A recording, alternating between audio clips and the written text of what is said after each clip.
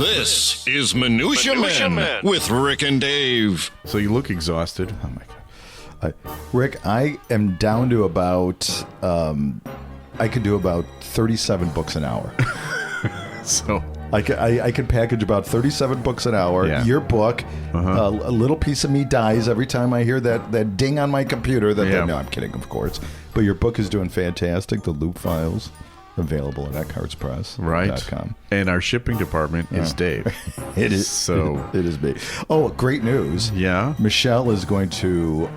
She's offered to reconfigure how I do things. Oh, great! To be more efficient. Great, yeah, great. So I love it when Bridget does that for me. Yeah, right. So pretty soon, I'll keep you posted on how I'm doing it wrong and how much better she can. Okay, that's good. So you would get up to like 38 books an hour.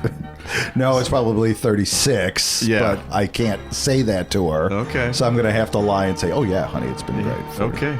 Well, there you go. It's time for our show. The following is a Tony Lasano podcast, an Opie production on the Radio Misfits Podcast Network. This is Minutia Men with Rick and Dave. And I don't want to spend really any time on this, but I had a dream a couple days ago. Yeah. That I punched a notary public. Okay. That's it. All right. All right, Rick, flop out your penis jingle. Excuse me. Here it is. Penises in the news. Rick and Dave. Charges dismissed against Wyoming ranchers for bleaching penises onto cows. What?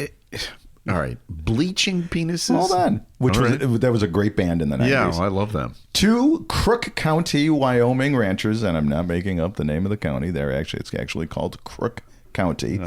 They've been accused of bleaching male genitalia and other markings on their neighbors' cows. Good news is they're no longer facing charges, as the judge didn't find sufficient evidence to advance the case to the felony level court. The property destruction charges against Patrick Sean Carroll and his son, Tucker Kai Carroll. You know, the family that bleaches penises together stay together. White Sox fans. Yeah, no doubt. Yeah, right. There's a first base coach that's going to get beaten up by them. Both have been dismissed without prejudice, meaning that a prosecutor can bring the charges again if more evidence becomes available. Neither Patrick or Tucker has responded to me. Oh, did you try? They would be good guests. Oh my God! Like, so how do you go? How do you go about bleaching a cow? So the men were originally accused of bleaching penises and other shapes onto the bodies of 189 of their neighbors' cows. Evidently, what happened is their cows were like walking. I don't know. They were ambling toward they went on their property, right? And I'm sure the Carroll said, "Hey, please keep your cows, away from our property." And the second time, like, "Okay, we're going to go straight to the penis," right? So they started. The cows kept on coming, so they bleached penises on, like graffiti, cow graffiti, basically is what it was. Well, evidently the neighbor didn't like that. Yeah, and I bet the cows didn't either. Well, here's something that's interesting though. An experienced livestock seller estimated that each of the bleached animals was worth $500 less per head. And when I say head, it's the cow is what I'm talking about. That doesn't make sense. If you're putting a penis on a cow, doesn't that make it worth more? You would think. Right? So this income inequality thing between men and women is total bullshit. Well, it's maybe not about men and women, but about cows and bulls. It certainly is. So here's a couple questions. First of all, how do you get a cow to hold still enough? Well, I guess they don't really move that. And if you're fast enough, you could probably drop. Well, here's the thing. I'll tell you a quick little story. When I was in Holland in 1977 or so, we went on a bike trip across the country, right? My whole family. Okay. It was like a 60-mile bike trip. How many pins in your arm did you get for that European In those bike? days, I still knew how to ride a bike and didn't fall off. But the cool thing was, as we were going through the countryside, we came across this pasture full of cows. And I was waiting for my dad and mom to catch up, and I was ahead of them, and I was sitting there just watching the cows, and all of a sudden, they started to run. Oh. Have you ever seen cows run? I don't think so, no. Me neither. And they followed each other round and round and round, and then they started jumping over the fence. Really? They could jump over a moon. I mean, if I hadn't seen it with my own eyes, I wouldn't have believed that it was possible. Well, so the cow has to kind of hang out. It's like, hey, what are you doing there? Oh, drawing a penis on me? That's cool. Right. He's not even moving. Right, exactly. I've got some cud. I'm perfectly happy. Well, there you go. And this has been... Penises in the news. Rick and Dave. So I have an equally lowbrow story to share. Yeah, I'm looking at our agenda. Yeah, this is a pretty low. Yeah, this ain't Tolstoy, guys. No, buckle up. No, this is a story about the European Cup. You know what that is? I would assume it's some soccer thing. It's a soccer thing. That's yes. in European, in Europea. In Europa? Actually, it's going to be in Germany next year, and I'm going. Oh, jeez. Yeah. Surprise. I got tickets to see Netherlands against Austria. And now, is that going to be a good one? I think so. Okay. It'll be in Berlin in June of next year. At the Olympic Stadium? Probably. Wow. So where my mom was in the opening ceremonies of the 1936 Olympics. Right. I'm hoping it won't be quite as stressful as that. Everybody's going to be in black and white. But anyway, the draw was this week. That means all the teams have qualified, and they drew to see which countries. It's like the NCAA Selection Sunday. Yeah, right. It was like that. Yes. And this is must-see TV in Europe. Everybody watches this because the whole European continent. Well, somebody did something wacky. And while they were drawing the names, lewd sounds could be heard as Switzerland was named in the same group as Scotland and Hungary and host Germany, leading to smirks among the audience members. All right. There were a few indecent interruptions as the draw continued in Hamburg on Saturday. So there were two different incidents of sex noises. Okay. Just coming out of the crowd as they were doing these announcements. So they're going, and in the third game, blah blah blah blah blah, and you hear lewd noises. I looked for the audio of this, but I couldn't find it because apparently you could just hear it in the room. But they made references to it, so people knew what was going on. Internet prankster Daniel Jarvis later claimed responsibility for the stunt. What he did was he went to the site where they were doing the draw and left a mobile phone there. Dum da dum da dum dum dum. And then came out of the room and put it on called speakerphone or whatever, right? And called that number. It must have been a burner phone. Just throw it away. Called that number, and the ringtone was sex noises, right? Which I think is actually genius. Absolutely. He's a listener to the show. And more than likely a White Sox fan as well. So it made me think of all the possibilities. I mean, think about all the different things you can do if you just get wacky ringtones. And leave them. And burner phones. Okay. God, you're very mafia-like today. I am. I know what I'm talking about here. But so I went looking for wacky cartoon noises like Hanna-Barbera, like, whatever. Yeah. Just that would be funny to hear in the middle of a press conference or something. But like turns the out, noise of... like when you open a closet and all the things fall out of the closet, that noise. Exactly. I couldn't find those in a way that we could play them because they're all copywritten. But there is a site that has free ringtones on it that is called Funny Ringtones. All right. Yeah. Now, the problem with these funny ringtones is they are incredibly racist. So... I'm just playing these as we are not condoning this behavior. No. I am playing these to show you what you should not ever do. All right? Because this is wrong. With a capital W. Right. And we are laughing against them. Never, ever do this. This is, and on behalf of our brothers and sisters. Well, you know what? Let's just play it. Okay. Here we go. Pick up your phone. Your mother is calling. Why you not pick up the phone yet? Do not disrespect your mother. Come pick up your phone. Your phone ringing. Ling, ling, ling. Ling, ling. Pick up the phone. Your phone is ringing. Now. That is awful. Terrible. Terrible. And I'm offended by it. I gotta get the data of who's downloading that. So, in case you think the mother angle is a little too bad, right? There's one for father too. This one's called "Yo Dad Calling." Here we go. Yo daddy calling, big boy. Yo daddy calling, he calling about you. How to see how you doing. Pick up the phone. Oh, it's going to voicemail. Oh no. Goodbye. Now imagine you're watching a TV show and you hear this in the crowd. Right. Or you're on a bus. Whatever you do, don't do that. What I think is hilarious that you had me at the that is the typical, and that alone is racist. But what comes after that is like a million times racist. Well, have you ever seen the old Hanna-Barbera cartoons? Oh yeah, that noise is it. Is on all the time.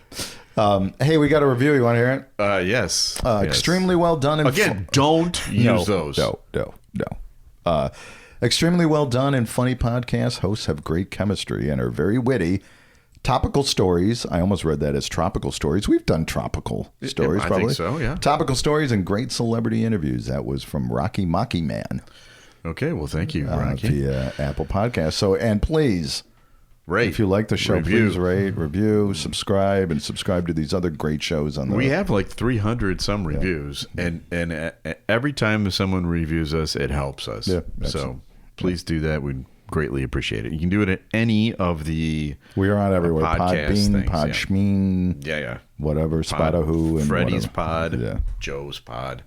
All of them. And it's time for another feature. Time now for Studio Walls. And the words of the prophets were written on the studio walls. I just got a text that we are now removed from all Asian podcasts. I don't know how they found it out so quickly, but evidently. Oh, God. That is so racist. All right. So at the beginning of the show, Dave mentioned that my new book, The Loop Files, is out. And is selling very well. I'm so sick of hearing about it. And he's spending a lot of time shipping it. And we have two book signings coming up. Mm-hmm. We should mention those. Tuesday, the 12th of December, will be at Uncork and Unwind in Des Plaines, Illinois. Look it up. And then on this, it's a beautiful wine bar. Right? It's a nice wine bar, and it's our only Northwest suburban appearance. And then the 17th, which is Sunday, we will be in Blue Island at the Blue Island Beer Company. It's our only South Side appearance. Alan does such a great job. It's a nice place too, and they've got good beer. So even if you don't want to buy the book, go get some beer. I bring this up because this happens to be Donny Osmond's birthday. Oh. And one of the stories... 62-ish, 3-ish? How old? He's a little older. Oh, is he really? Yeah. One of the stories in the book is about the time that he had a fight with Danny Bonaduce. Sure. It was a famous moment in Chicago radio history. And we happened to have Danny Bonaduce on the show, and we asked him about that fight, and he had some pretty funny stories. Some of this is actually in the book. So here we go. So I'm driving to work. I think I do middays by this point because I did all the shifts at both those radio stations by the end. And Donny Osmond is on the show with John Brandmeier, one of the great radio guys, if you ask me. And I hear him talking about, don't you get sick that all the bad child stars get all the press and you don't, blah, blah, blah. And it turns into, what about Bonaduce? And I'm thinking, he is sucking you into something stupid. Don't say it. And he goes, don't you think you could beat up Danny Bonaduce? And Donny Osmond goes, yeah, I think I could. Well, he doesn't know me at all. I'll head over and burn his house down. I don't have to listen to that from Donny Osmond. So I got to work. It was all just a huge deal by then. And I said, yeah, and I want to make this perfectly clear. I thought Donny did a really good job. Donny feels like he won that fight. And God bless you, it wasn't a wide enough berth that I can't say that's not the case. The judges gave the belt to me, if you will. But I thought he did great. But here's the thing. After that fight, because I should have killed him, I was really drunk, and I walked in the ring smoking a cigarette. Yeah, I remember that. You were actually smoking in the ring. Yep, and I had these girls taking the cigarette in and out of my mouth because I was in boxing gloves. And I walked in and I said all these things, and Donnie just did really, really, really well. I was shocked. So after that, I started training like a boxer because, I didn't get any money for that one, but everybody after that fight, because it turned into such a big deal, wanted to offer me 10, 15 grand to fight some guy. And they were called celebrity bouts. And I ended up boxing like the weatherman from Nebraska. They called that guy a celebrity, okay. And I got 10-0. Thank you very much for asking. There it is. Danny Bonaduce, formerly Danny Partridge, and a nice guy who I worked with. Well, you've known him for years. Yeah, that's right. And that story, like Rick said, and more is in the loop files available at Eckhart's Press. That's right. Hey, is this going to tax you? I know that you have 15 pins in your arm. Oh, okay. The Jenkins jingle, can you? Yes, I think I can do that for you. When would you like that? I want it right now.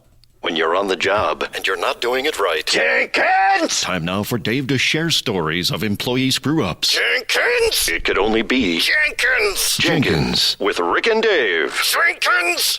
Rick, this is from the Science Desk. Star watchers can spot lost NASA tool bag with binoculars. Did you hear about this? No. Astronomy buffs have the chance to track an unexpected new object lost in space, which is hundreds of kilometers above the Earth. Experts believe a pair of binoculars or just a telescope you can use to spot a NASA tool bag that accidentally dropped by astronauts when they were carrying out maintenance work on the International Space Station earlier in November. The bag is currently floating around 400 kilometers above Earth, but experts say it should be easy to spot because its white surface of the bag reflects the rays from the sun or something. Okay. I don't know. So if you just have, I would imagine you have to have a fairly good pair of binoculars. I would think so, yes. Yeah, but you could just point it if you know. I'm sure there's a website somewhere that says track the tool bag. Yeah. Right. The slip up happened on November 1st. Was actually spotted by another astronaut by the name of Satoshi Furukawa, and after he took a picture of it. Yeah. Then it became this big thing. The astronauts that dropped it, I don't know which one did, was Jasmine Mugbelli and Laurel O'Hara. Americans? Yeah, NASA. Okay. That would be America, yeah.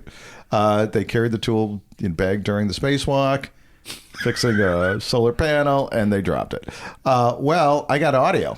Yeah. From when it was lost. You sent this to me. Okay. And, hey, but before you play the audio, wouldn't it be cool? And, if I was an astronaut, which probably is not going to happen. Yeah, I think it's safe to say. I would just bring random stuff up there to Yeah. just drop, like a disco ball. Or a inflatable, like a big inflatable Pink Floyd pig. Yeah, reason number 7 million that Dave is not an astronaut. So play the audio here. All right, here we go. Oh, great. We have a lost tool. One of my crew lock bags was not transferred and it's loose.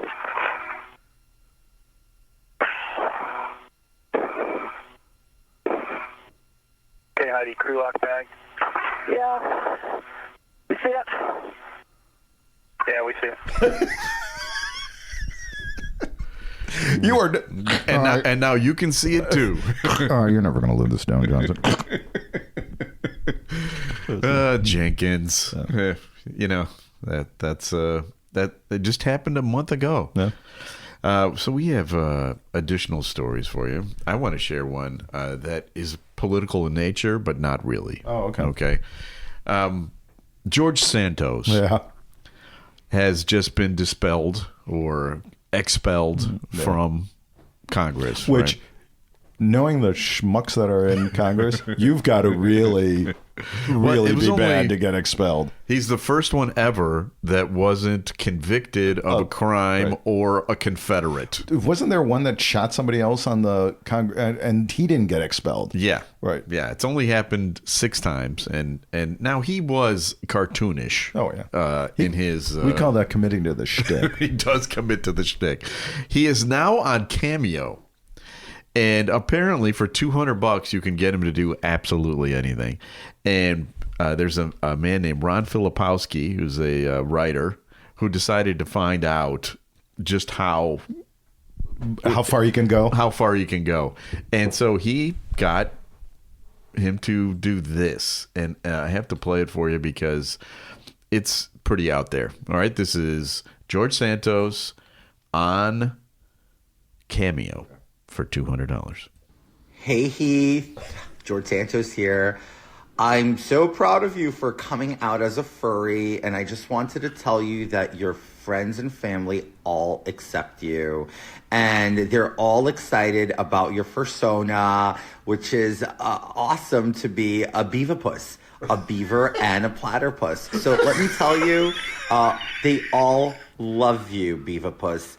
Don't you ever get your head down, and don't you ever let anybody tell you what you can and can't be. I'm so proud that the corporate folks at Arby's gave you the go-ahead to go to work in your persona. So if you could just, live it up and be as perfect as you want, just keep doing you, and yiff, yiff, yiff. Bye. You know what? And if he ran again, I wouldn't be surprised if he'd win. In certain districts in America, he would win. Oh my God! I just love it. That was just genius. The writer. Well, it's $200. $200. You want to get him to cut a promo for Minutia Man? For the loop book. Oh, not for the loop book. No, I don't want to besmirch my commercial endeavor. But this show, who cares about this show? Am I right? Dave, we have time for another feature, I believe. Do you remember what this one is called? That would be Celebrity Potpourri. That's right. A random name pulled out of Rurik's bowl of brushes with celebrities. Mixture, collection, selection, assemblage, medley, assortment, variety. Time now for Celebrity Potpourri with Rick and Dave. Didn't we have a friend, I think Scott, had Roger Stone do one? Did he? Yeah, something about... Well, you can get Rudy Giuliani for $20. Are you serious? Yeah. Oh, well, we've got to get him. All right, let's do it. But I think he might be a little more discerning than George Santos. Don't think so. All right, well, let's find out. This is an email from Zach. Okay. All right. I am a graduate of Steinmetz High School. Oh, by the way, this is the part of the show where people send in their emails about their brushes with celebrity. I'm a graduate of Steinmetz High School in Chicago. When I was a senior on the yearbook staff in 1992, okay. So 92. So you're like 10 years older than, right. or 10 years younger than us. We got a visit from one of our most famous grads, Hugh Hefner. Oh, he was there with his brother Keith and a former classmate named Betty. Roger Ebert was tagging along because he was working on a story for the Chicago Sun-Times. Hef, as he asked us to call him, was very polite and asked us questions about our process. But here's the thing I remember most vividly. When Ebert asked Hef if he remembered the school cheer, Hef, Keith, and Betty all said it together, loudly and enthusiastically, even though it had been 50 years. Wow. Charles Proteus Steinmetz, Charles Proteus Steinmetz, Charles Proteus Steinmetz, fight! Wow. Well, do you know your prospect? No. Do you? Yeah, the Lane Tech. I know the Lane Tech song. I think I don't know if we had. We had the cheer was L. and this was not written by Hemingway. L-A-N-E T-T-T-C-H L-A-N-E-T-E-C-H. Go Lane. Oh, that's pretty good. It's really... Now, do you know that because you remember it from your days or because of Lila's time? Oh, Lila never went to a football game. She never did? No. This is from... Wow. And we had to say that every time that we went naked swimming. We had to say the cheer. The naked swimming. Well, we have people to thank for the show. We need to thank our executive producer, Tony Lasano. Mm-hmm. And in honor of Tony this week, Dave worked hard on eliminating his lip smacking. And I hope that I did a good job. Yes. I don't know. We'll see. I've had a lip smacking issue in the past myself, according to Tony. So I've been drinking a lot of water. Yeah, so I have too. So our apologies, I think it is. I think it is a pain for him to constantly take out my lip smacking. I'm sure it's true. Right. So thank you, Tony, for doing that. And your Tourette thing that you do every once in a while. Sure, it takes a long time. We'd also like to thank Ed Silla from Radio Misfits. And you're groaning because you're elephantitis in between. Yeah. He is the distributor of this show. Thank you to Ed. Because Great Talk Radio isn't dead. It just moved to a better place. RadioMisfits.com. And Dave tells me we're going to be off next week. Right. We are off, but we will be back the following week for our final show of 2023. Okay. So we'll be back in 2 weeks for another episode of Minutia Men. Oh, you know what? You want to hear something really cool? We now have a close that I get to play myself. Oh. Did you know that? I had no idea. So this is how it closes. Now let's do it again, all right? I just want it to sound very seamless. Okay. And we'll be back again next week, or in 2 weeks, with a brand new episode of Minutia Men. The preceding was a presentation of the Radio Misfits Podcast Network. Find our other great shows on iTunes, Stitcher Radio, and at RadioMisfits.com. Thank you. Thank you. Thank you. This has been a presentation of Opie Productions. Tony, can you shut up?